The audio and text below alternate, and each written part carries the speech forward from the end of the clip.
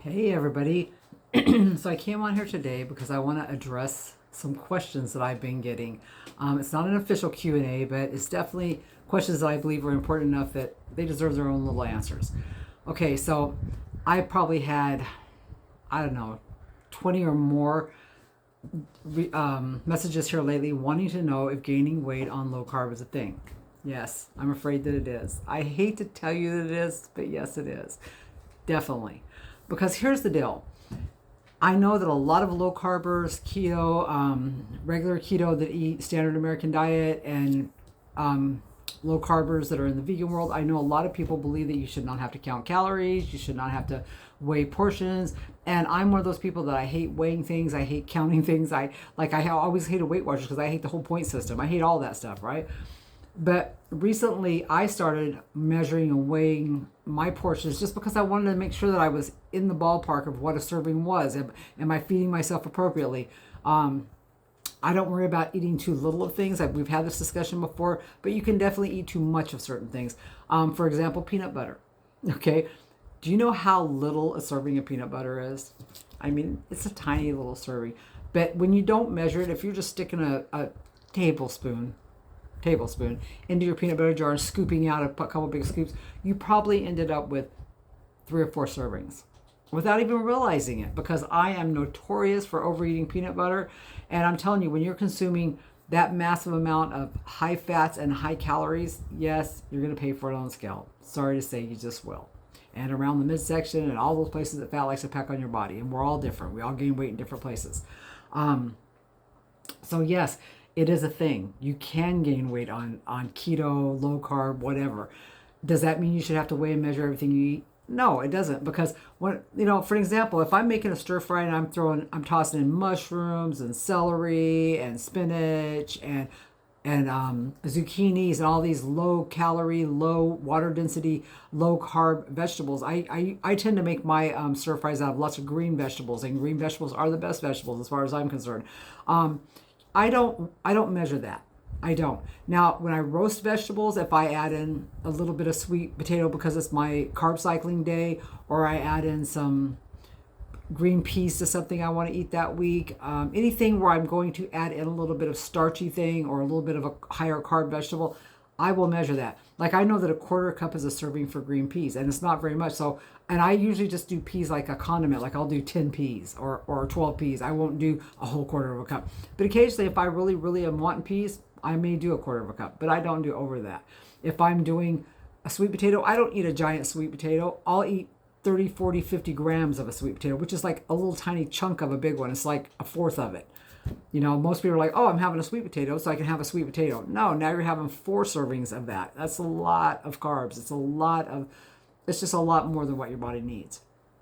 So sometimes some things you have to weigh and measure. That's just the way it is. My husband loves spaghetti. So on his carb cycling days, I will make him regular noodles. I make myself low carb noodles that I've learned how to make, but I will make him regular noodles because that's what he likes, right? And I want to keep him on track.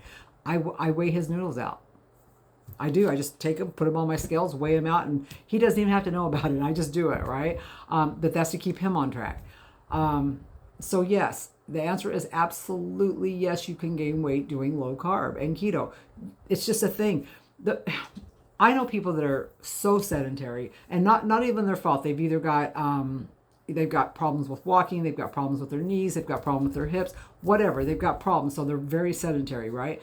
Those people have to keep their calories low. They have to keep their carbs low. They have to keep everything really low. So they can't just sit around and indiscriminately eat just because it's low carb. There's a low carb ice cream that I love. I've shown it to you before on videos. It's that So Delicious, and it's got, 1 gram of sugar per serving, and then there's 3 or 4 servings, I think, in the little pint.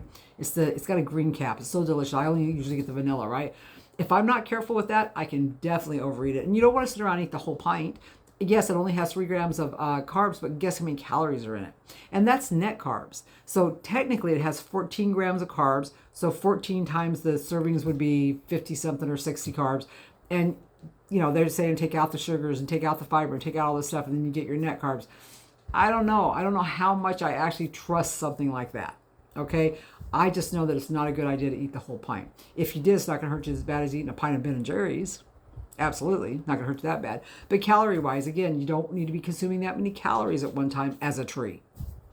Okay, so if I'm eating anything, okay, so like one of my favorite things in the world is low carb lasagna and low carb enchiladas, but I have them by the serving.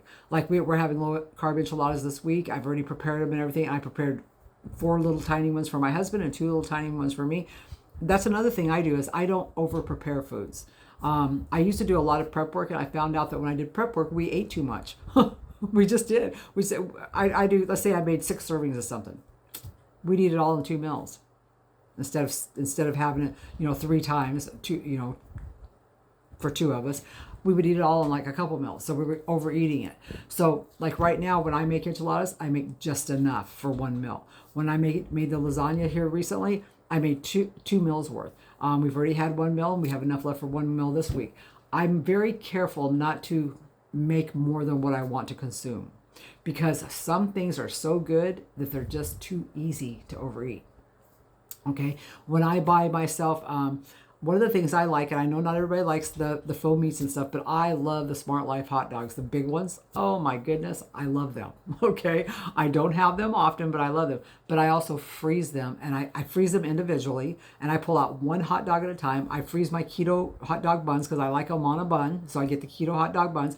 I freeze the keto hot dog buns individually, and I pull out one bun and one hot dog, defrost them, and that's my meal.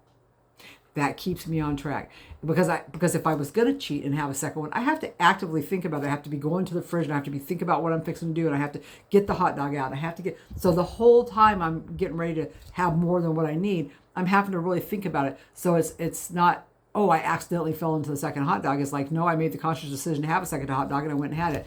And let's say I had a really busy day and was out in the garden for 6 or 7 hours or whatever, I might have the second hot dog.